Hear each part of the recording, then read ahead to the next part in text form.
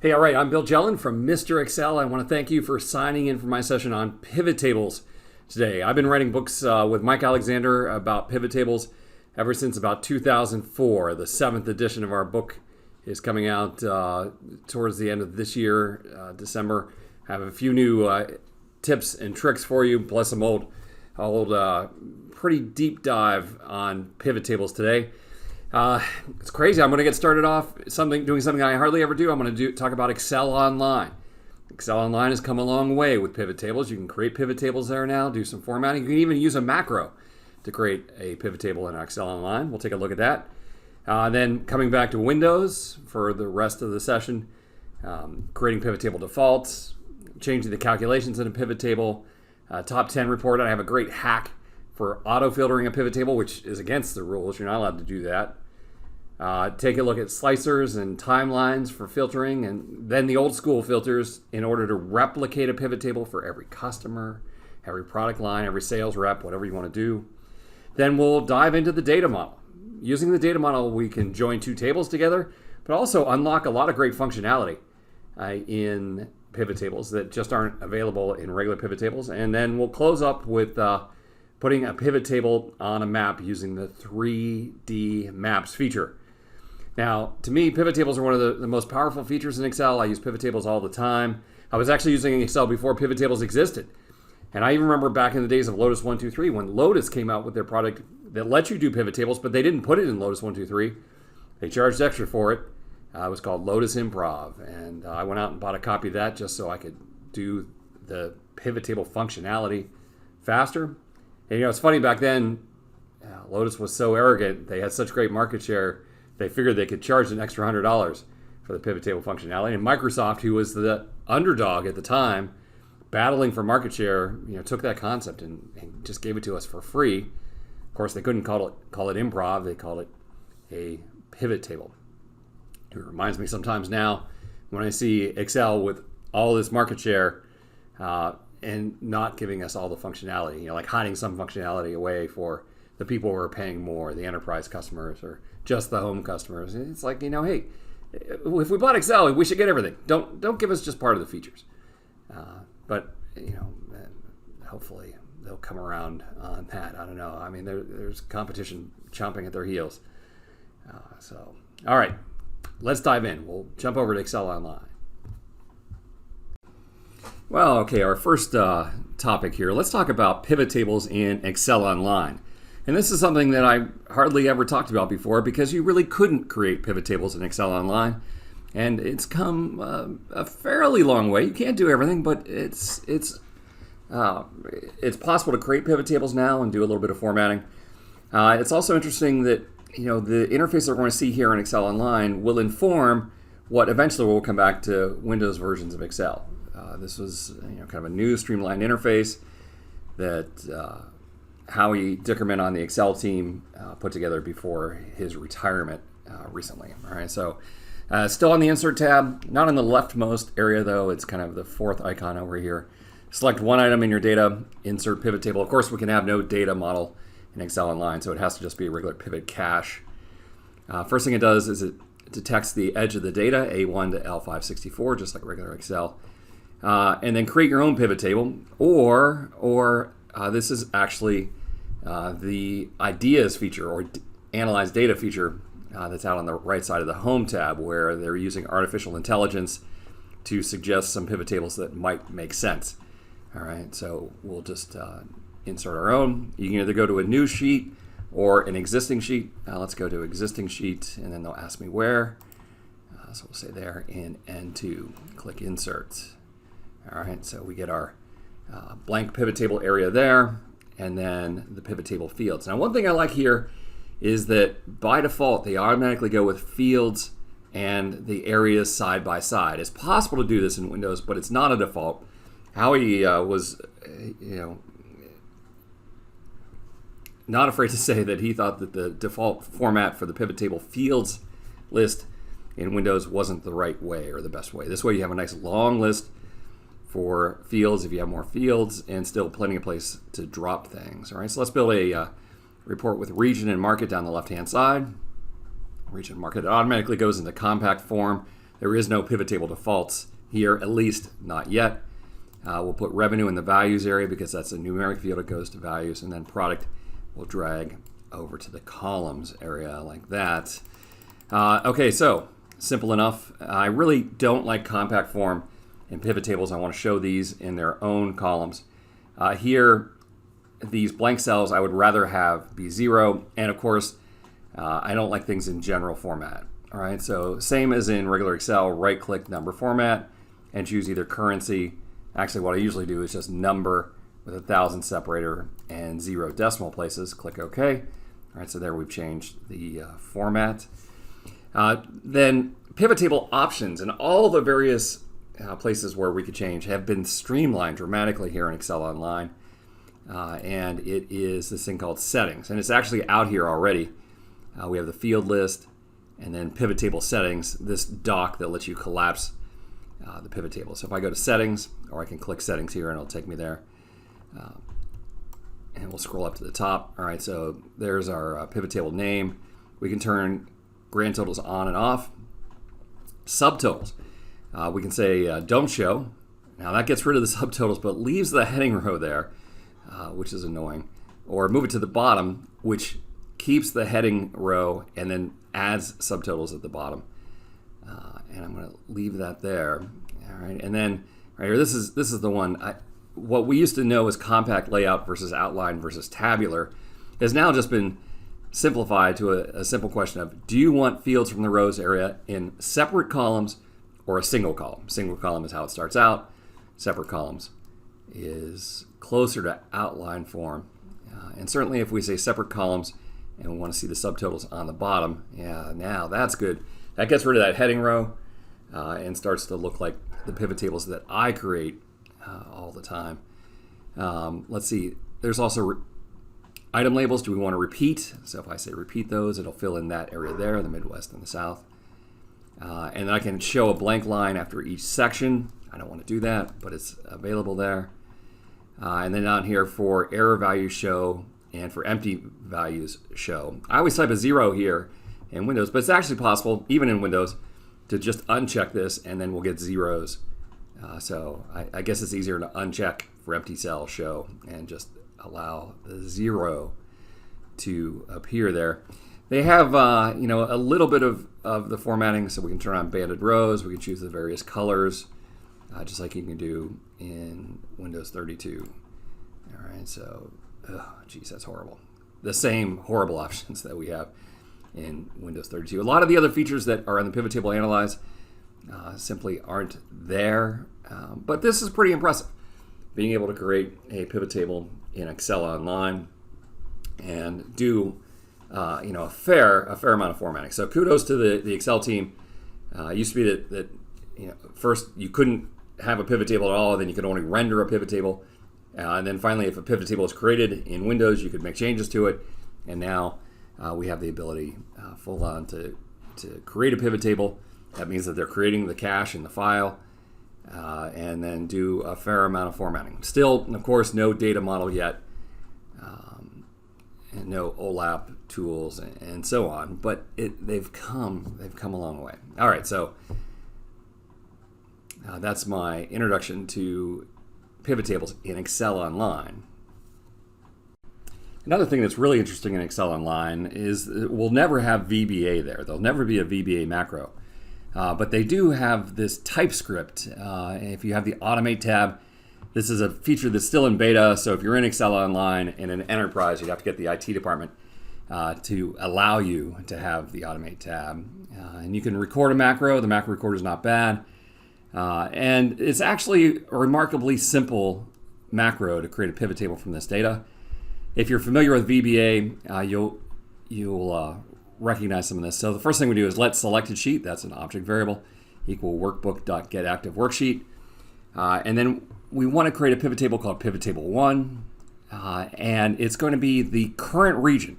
In VBA, we call it current region around cell A1. And so here it's A1.getSurroundingRegion. And that's the get range. So get range from A1 to get the surrounding region. And that describes all of the data. Essentially pressing Control * is what you're doing there. And then we define a variable as new pivot table. We add to the row hierarchy sector, add to the data hierarchy the values area revenue, and add to the column hierarchy region. All right, so let's just come out here to the right. You'll see that there's currently nothing in N. But if I run this script, the script is running, and there we can use a macro to create a pivot table. Now, if we record the action of for empty cells show 0, that doesn't get recorded, right? So there's still not TypeScript to do everything, but that's not bad, being able to use a macro to create a pivot table in Excel Online. Okay, so let's take a look at pivot tables in Windows versions of Excel. We have a data set here with 563 rows, 9 columns. It's very important that the data is in a contiguous block, no blank rows, no blank columns. And to create a pivot table, select one cell in your data, insert pivot table. They ask, do we want to go to a new worksheet or an existing worksheet? I'll let it go to a new worksheet. Later on, we'll talk about the data model and the benefits from the data model, but right now we're going to create just a straight pivot cache pivot table. Over here on the far right hand side, you see that I've set my pivot table field list up to look like the new one in Excel Online. It usually starts out like this, field section and area stacked. The hassle with this is if you have more than 15 fields, you're going to have to scroll to see them all. So like Howie suggested, I'm a big fan of this. All right, over here on the left hand side is where the pivot table is going to go. Let's say we want to build a pivot table showing total revenue by region and product. So I check mark region, it goes to the left hand side. That's called the rows area. I check mark revenue, and because that's all numeric, it goes to the values area. And then the last thing will be to take the product field and drag it to columns like that. So you have a report with products across the top, regions down the side, and revenue in the heart of the pivot table. I'm going to right click here, go to number format, and choose whatever is appropriate, either currency. I always put in 1,000 separator, no decimal places for numbers this large, but if you want them, you could certainly have them. All right, so you print this out, give it to your manager, and your manager says, oh, no, that's not what I wanted. Put products down the side, region across the top. And this action here, these steps I'm about to do, are why it's called a pivot table, because we're going to take the fields that are across the top and pivot them to go down the side. Take the fields that are down the side and pivot them to go across the top. So just take the region field, drag it from the rows area and drop it in columns. Take the product field and drag it from the columns area and put it in rows like that. All right, now you'll notice that my pivot table starts out with useful headings of product and region. You'll also notice that if I add a new field in, such as sector, I'll drop that above product in the rows area, that those sectors are filled in all the way down. The sectors get their own column. And that's happening because I've set up my pivot table defaults to use this thing that is known as tabular form, right here, tabular form with repeat all item labels. Ever since Excel 2007, they started showing pivot tables in something called compact form. That's where if you have multiple fields in the rows area, they put them all here in the first column of the pivot table, and I think that is a horrible look, right? So I would go into every single pivot table, go to the design tab, go to report layout, say show in tabular form. It was always set to do not repeat item labels, which gives us this outline view, but I want every row to have the sector name, so I would always turn that back on. All right, so the place where you can set your pivot table defaults is in File, Options. This was new in Microsoft 365 somewhere around the 2017 era, and then certainly in Excel 2019, and soon Excel 2021. If you have this category called Data, then you have the feature. They created the Data category just to hold this button. They moved a lot of other things here from other categories, but this is the place where you're going to edit the default layout.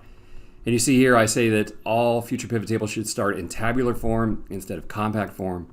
I always want to repeat all item labels. I try and check mark include filtered items and totals, but this still doesn't work in a pivot cache pivot table. It's grayed out in the interface, but at least they'll let me do that here. And then show all subtotals at the top of the group actually is not an option for tabular form. So even though I've left it that way, it's actually defaulting to the bottom of the group. Other things you can do in here, I love that when they added this feature, this is a feature that I lobbied for out at excel.uservoice.com. with hundreds of votes, and I didn't ask for this, but they gave me the ability, all of us, the ability to come in here and say for empty cell show 0. I know that some people turn off custom lists when sorting. Other people really love the classic pivot table layout, and we'll turn that on. So anything that you do to every single pivot table, you can come in here and make sure that all of those items are already pre-set for you. That way when you create a pivot table in the future, it will be automatic, right? So I'm a big fan of the pivot table defaults. Here's another interesting thing that came along in Excel 2019. So it's still relatively new. Let's say that you create this pivot table and your manager is the West Region DEF product manager, right? And so he really cares about that. You can choose that one cell and go into Format Cells, right? And now I'm actually setting up a rule for just the West Region DEF cells, right? So I can change the fill color, I can change the font color. Let's see how that looks. Yeah, all right. And what's funny is I haven't just formatted D6. I've actually set up a rule that says that all West Region DEF will be formatted. And if the shape of the pivot table changes, so for example, if we put region and products in the rows area, you'll see that that cell, it follows the 519,482. If I would add something else in, maybe customer here, and we'll have to scroll down now to find it. Right, all of those cells that are West Region DEF continue to get that formatting. This is pretty wild. I'm not actually sure where they're storing it. I mean, in theory, you could have dozens of formats for individual cells at the intersection of a pivot table. Now, if I remove customer, the formatting is going to stick, right? I don't lose that formatting.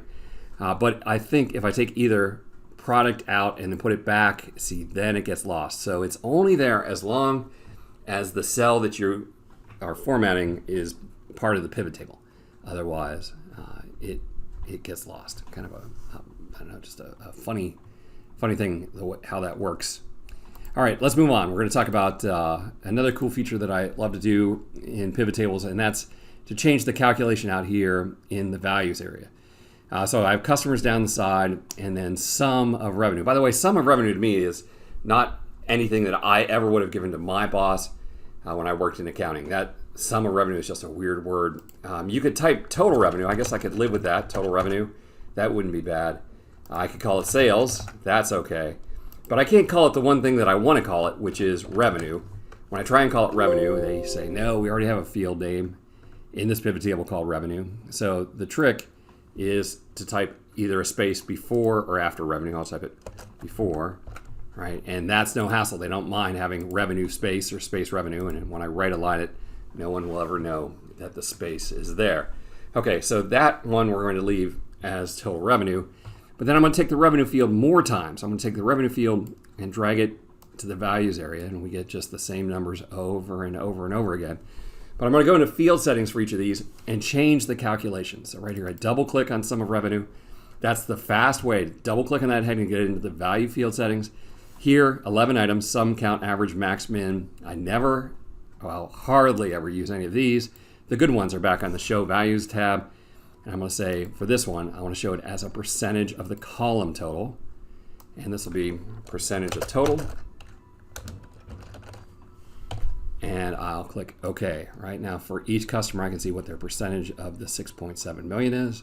So Walmart down there, 12.96% of the 6.7 million. Next one, I'm going to double click the heading, and there's a couple of rank options. I used to call these new. They were added back in Excel 2013. They're not so new anymore, I guess. Largest to smallest. So we'll call this rank. And click OK. All right, so now for each customer, I can see what their rank is. Again, Walmart down there at number 1. Number 2 is General Motors. Number 3 is Exxon. And the fourth one doesn't make as much sense in this particular case. But there are examples where you have dates down the left-hand side where this is a very useful one, and that's called a running total or percentage running total. So I'll call it running total, and this will be accumulated revenue, like that. Click OK, and we'll see how this revenue number slowly inches up to $6.7 million. All right, so being able to change the calculation in each column of the pivot table, and the fast way to get to value field settings is double clicking the heading. All right, let's take those last two out, and we'll just leave this as revenue and percentage of the total. This is a fake data set with 27 customers. When I used to create this pivot table, we would have maybe 20 big deals each month where the customer bought $1 million from us. But then we had hundreds or thousands of customers who might come along and buy a replacement part or a spare battery or something like that. And so the first half page of the report was all the big customers, and then everyone else. It's just another 19 pages of tiny little orders, going down to $30 or $40. And, you couldn't give a 20-page report to the vice president of sales. He only cared about the big deals. All right, so the first thing we can do is we can sort this data high to low. I just choose one cell in the revenue column, and then on the data tab, click Z to A. That is a shortcut, of course, for going in here and saying that we want to do more sort options, sort by revenue, right? But it's, you don't need to head in that direction. And then I would like a way to be able to show the $6.7 million worth of customers with just one line for everybody, let's say that's under $100,000, or something like that. Maybe even under 500,000. So right here, 1, 2, 3, 4, 5, 6. I want to show the top 6 and then everyone else.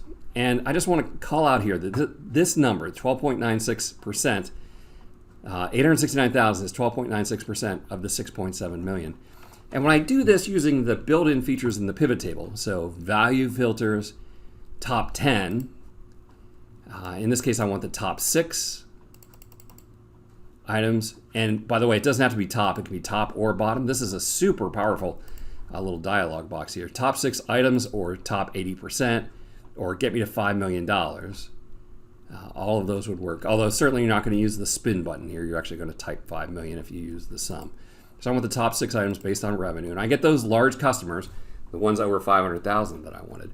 But what's frustrating is Walmart had been 12.96% of $6.7 million of revenue. Now they're 21% of this smaller number here, this grand total. It says grand total, but it's just the total of the items that we can see. Be nice if there was a setting in Excel that would say this grand total should be the total of everybody. And in fact, there is a setting in Excel. However, that setting is grayed out. Include filtered items and totals. This got grayed out on January 30th of 2007, like 14 years ago. I'm starting to suspect the person who was working on this feature left the Excel team, and they've just forgotten about us.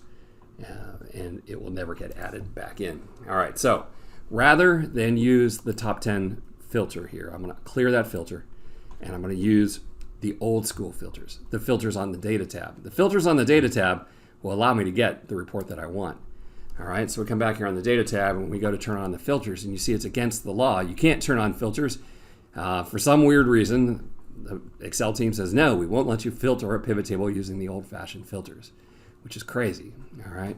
Now, I just need to take one quick step back here and go back to this original data here. And if I wanted to apply filters to this data set, I choose any one cell and click filter, right? That's the way it works. Or choose everything and click filter. Or Control-Shift-L or Control-T. There's so many different ways to apply a filter to this data set. But what a lot of people don't know, and most people don't care about, is if you go to the very last heading cell and then go one cell to the right of it, I call this the magic cell. And it actually turns out that it works from anywhere here in this blank column to the right of the data set. If you turn on the filters here, it doesn't filter J1, but it filters the adjacent data, right? So that's kind of weird that for some weird reason from J1, we can filter the adjacent data. And why is this relevant? We have plenty of good ways to filter. Well, you see that someone here on the Excel team is kind of being they're being uptight about this, saying, no, you can't filter a pivot table, right? And if I click out here anywhere into the nothingness, you see they're more than happy to let me filter. It's only when I click inside the pivot table that they gray it out, right? And whoever this person was, this was set up 15 years ago, I'm sure. Whoever this person was doesn't know the rule that if I would go to the last heading cell and then click here in D1, that clicking the filter from D1 will apply a filter drop down to A3, which is already there, but then a filter drop down to B3 and to C3, right? They by all rights should be graying the filter out, but for whatever reason they don't. So I click filter and check that out. I just applied a filter to a pivot table. This is against all rules, right? So I go to that filter drop down now in B3 instead of the one over in A3. Number filters, top 10. It is a different dialog box. It's narrower if you compare them side by side. Same choices though, all right? So I'm looking for the top 6 customers. So what I do is I ask for the top 7 because to this filter, the grand total row isn't anything special. It just looks like another row. In fact, it looks like the row with the most revenue. So if I want the top 6, I have to ask for items 2 through 7 in addition to item 1. And there I get my report with the 6.7 million and that Walmart at 12.96% of the real total. All right, so being able to filter a pivot table, great little hack there that Microsoft doesn't think you can do, but in fact you can do. The other place that this comes in really, really handy is let's put items across the top here. So let me turn those filters off. And across the top we'll put products, so in the columns area. And let's say, again, that you wanted to see just the people who bought a lot of XYZ. Well, there's no good way in the top 10 filter to limit it to just XYZ. But if I come out here and then turn on the filters, now I can go to that XYZ column and apply the top 10 filter to just those records. Click OK, right? And I get the people who bought XYZ or something like that, right? So a couple good uses here for being able to filter a pivot table. Now you want to be careful to turn the filters off. You see they're grayed out if you go inside the pivot table. You have to go back to the blank cells along the right-hand edge, and that will allow you to turn those filters off. All right, another favorite feature that I have with pivot tables is dates when we're dealing with dates. So we'll take customer out, take product out, and put dates along the left-hand side. This data covers 2 years, so 2020 and 2021. We don't invoice on the weekends, and there's actually some holidays where we don't invoice. It turns out there's about 450 some rows of daily dates down the left-hand side here. And I'm going to choose one of the date fields or the date heading, and on the Pivot Table Analyze tab, I'll go into Group Field, and I can choose to roll this up to months or quarters or months and quarters. Always choose years, right? So I'm just going to go with months and years, I think. But it's certainly possible to go with months, quarters, and years. And click OK. And what happens is they give us this great little pivot table now with 24 monthly rows plus 2 subtotal rows and a heading row. So 27 rows of data. The years field is not in the original data set. It's a virtual field. You'll see it's over here in the pivot table field list. And you can actually drag the years field to columns. All right, so now for each month, going down the left-hand side, we can see how much we sold last year and how much we sold this year. Now, in this particular case, I don't want to see a grand total out here, so I'll right-click and remove the grand total. And now, this is a little bit dangerous. I'm outside of the pivot table, and I'm going to build a percentage change, and that formula is going to be C5 divided by B5 minus 1. Watch out for this bug that started happening all the way back in Excel 2002. The get pivot data bug, right? If you're outside of a pivot table and you're building a formula and you use either the mouse or the arrow keys, like we used to use in Lotus 1, 2, 3, they don't just put a simple formula in there. They use this get pivot data formula. And the problem with get pivot data is that it's hard-coded to always look at years 2021 and month 1, right? So it's always giving you the change from January instead of the change from the current month. Right, so be careful when you're building a formula outside of a pivot table that points inside. If you just hate get pivot data and you never want it to happen to you again, then here under Pivot Table Analyze, don't open the big options button, but open the little drop down here and uncheck Generate Get Pivot Data, and then it'll never be an issue. Or just know that you have to build the formula equals C5 just by typing divided by B5 minus 1, and that formula creates a formula that can copy like that. All right, so it is possible to build a formula outside the pivot table. Just don't use the mouse or the arrow keys to select other cells. One more cool trick here with the grouping field is the choices in group field are seconds, minutes, hours, days, months, quarters, and years. If I would ungroup this, it is possible to create other size groupings. Like, for example, someone wanted to group by weeks, or someone in your payroll department might want to group by 14-day periods if they issue payroll every 2 weeks, which is somewhat common here. All right, and the trick to this is that you choose days and unselect everything else.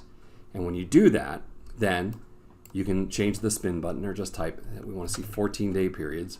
And of course, if your payroll period runs Saturday through the following Friday, or 2 Fridays later, you would want to look on a calendar and figure out the right date. I mean, maybe you have to go back to 12/27/2019, and I'm not looking that up. I'm just showing you that you can change it. Click OK, and then we get 14-day periods down the left-hand side. Right? So it is possible to group by week or 2 weeks or even 28 days if you need 13 accounting periods per year. So lots of different options there for grouping your data. All right, let's talk about filtering next. And traditionally, filtering was done with the filters drop-down, but there's much better ways to filter today. All right, so I'm going to go back to our report here with product down the side, region across the top, and I want to be able to filter this to a certain customer or set of customers. So again, in the old days, you would take sector and customer and add it to the filters area, and you could use these, in various ways. So here, I'll just choose Walmart, click OK. There's my answers for Walmart, and that works fine. But starting in Excel 2007,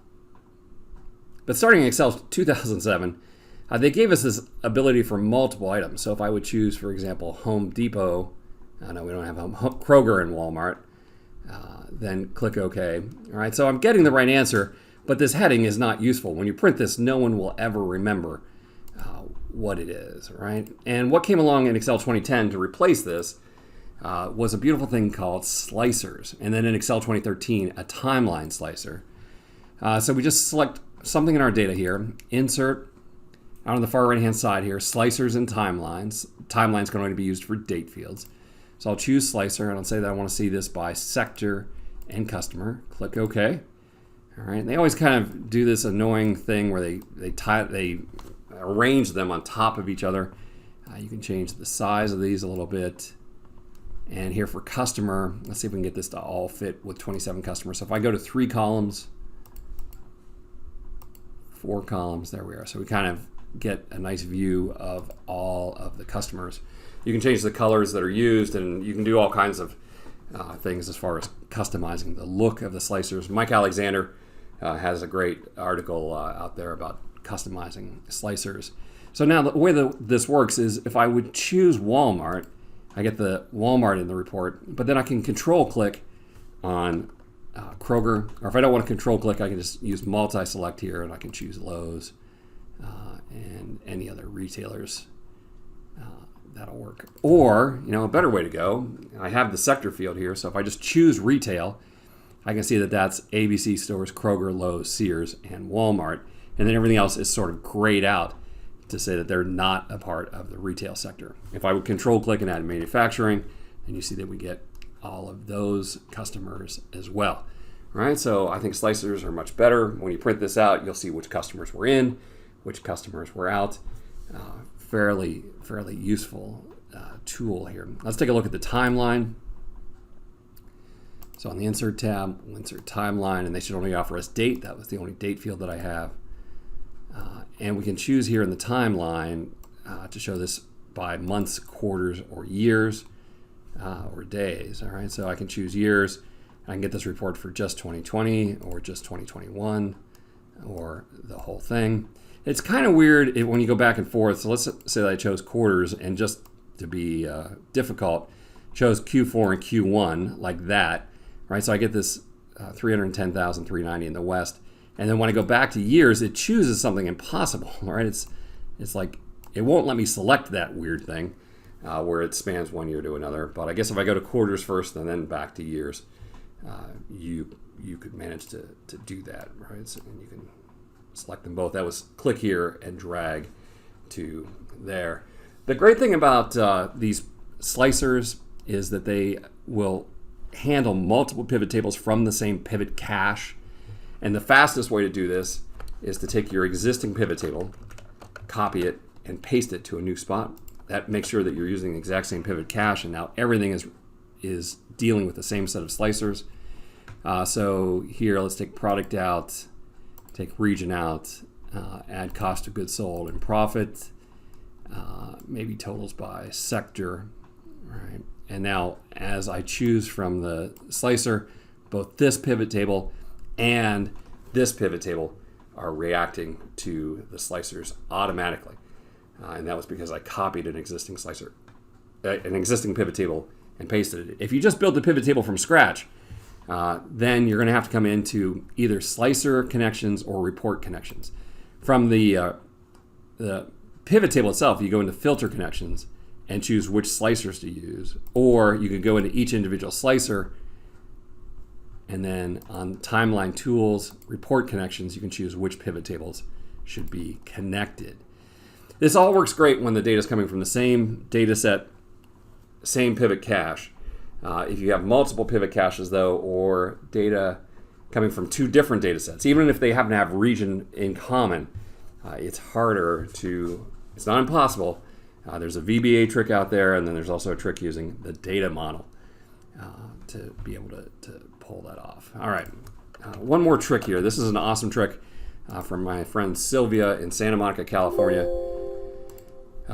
Taught me this this trick. I'm gonna get rid of all these slicers and just go back to the pure pivot table here. I want to add the grand total row and column back in. So on for rows and columns like that. So there's a nice little report. And I want to make this report one copy of this report for every single customer in the data set. All right, so I'm going to take our customer field up to the filters area. See customer all, and this is where I could choose one at a time or create some VBA to do it, but I don't have to do that because it's built in. It's built in. If we come here to the options tab and open options, there's something called show report filter pages. I'm not clicking on the options button. It's the little drop down, show report filter pages. This is an amazing tool. Show all pages of customer. Make sure this is formatted the way you want it formatted before you make 27 or 200 copies of it. Click OK. All right, if you look down here at the bottom, so there's ABC stores, and that's the sales for ABC stores. Next one, AT&T. There's the next customer. Then Bank United. This is all inserted by the pivot table. Just an amazing, amazing tool buried there where no one will ever find it, underneath the little drop down next to the options button. All right, next up I want to talk about using the data model to create a pivot table. There's a lot of benefits to the data model, the most obvious of which is joining data from two different data sets. Now for the data model, you want to make sure that your data is in a table, so home format as table or Control T. They aren't very imaginative when they create a table. This will be called Table 1, this will be called Table 2. But back here on table design, you can change the name, right? So what they call Table 1, I'm going to call data. What they call Table 2, I'm going to call sectors. And just very simple way to create the data model here on the data tab is to create a relationship. So I'm going to create a new relationship from the data table right there to using the customer field, and the related table is going to be sectors, also using the customer field, right? And just that simple thing, creating a new relationship from the data tab is a way to get those items into the data table. And then when we want to create a pivot table, on the insert tab, we'll open the little drop down here and we can say that we want to go from the data model. So that relationship that we created two tables in the data model, and then from the data model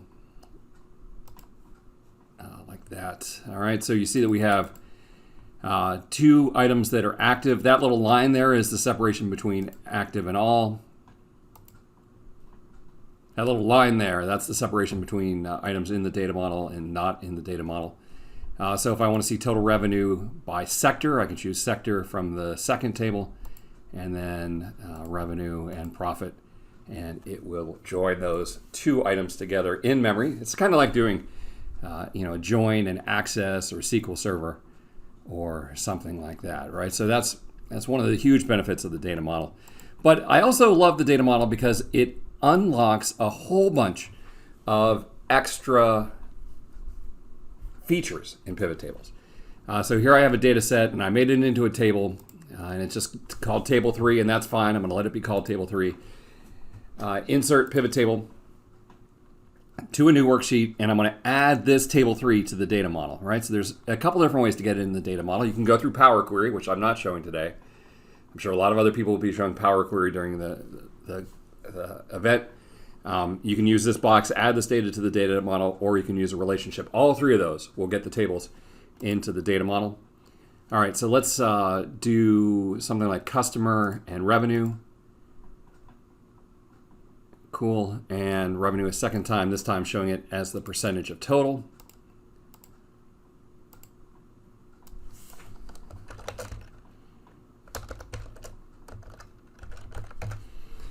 All right, so who's our largest customer here? Reports won at 11.46% of $6.7 million. And this time I'm going to do value filters, top 10, and ask for the top 5. Click OK. And the total stays at 6.7 million, and it's still at 11.46%, thanks to this little asterisk here. And the asterisk is on the Design tab. It's Include Filtered Items and Totals, which is now available because we went through the data model. Another feature that only becomes available in the data model is a distinct count. All right, so what I'm going to do is I'm going to take the revenue out and the percentage of total out and put sectors down the left-hand side. So sector first and then customer. And I want to know how many customers there are in each sector. So applications has 4, associations has 4, consulting has 5. 4, 4, 5 are the numbers that I want. If I try and drag customer down to the values area, it doesn't give me 4, 4, and 5. It tells me how many invoices they had. All right, it says count of customer, but it's not a distinct count or a unique count. But the beautiful thing is, because this data was run through the data model, I can come here and in the summarize value field by, all the way at the bottom is a new choice now called distinct count. Click OK, and we're back to our 4, 4, and 11.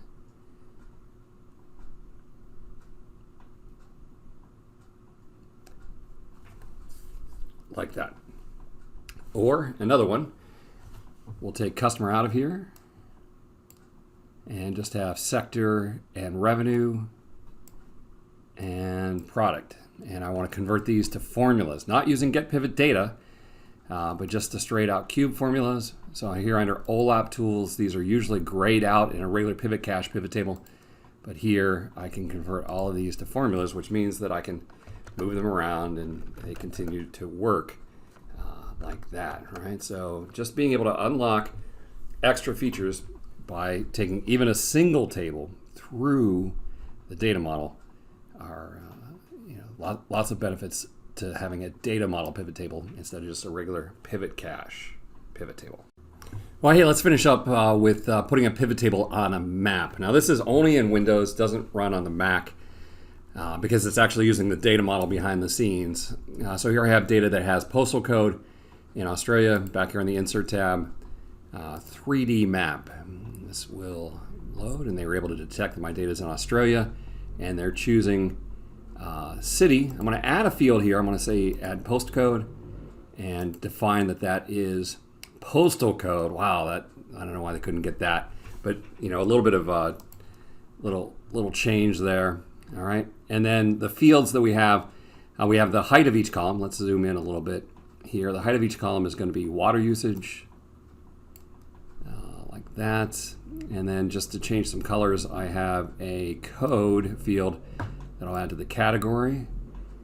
And then there's even a date field. You can animate the date over time, right? So we have a scrubber down here that will let me play back the data, right? And we can watch it develop over time. This might be good for ticket sales or something like that.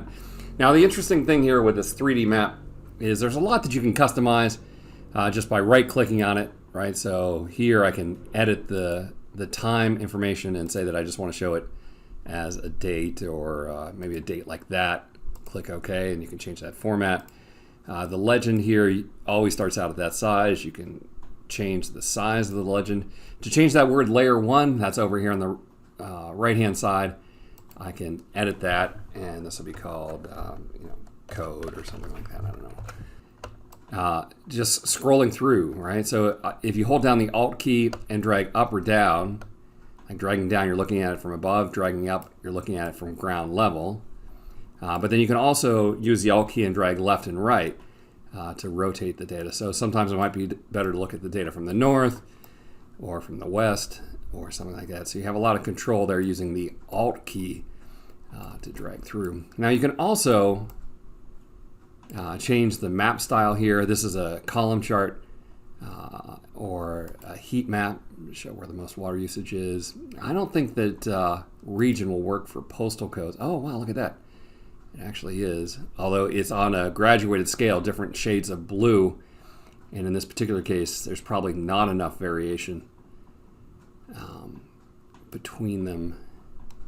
They all kind of look about the same. But there might be other data sets where you have some really high numbers and some really low numbers. And so if you have Windows versions of Excel, this is a cool trick here, the 3D map, taking your Excel data and plotting it on a map.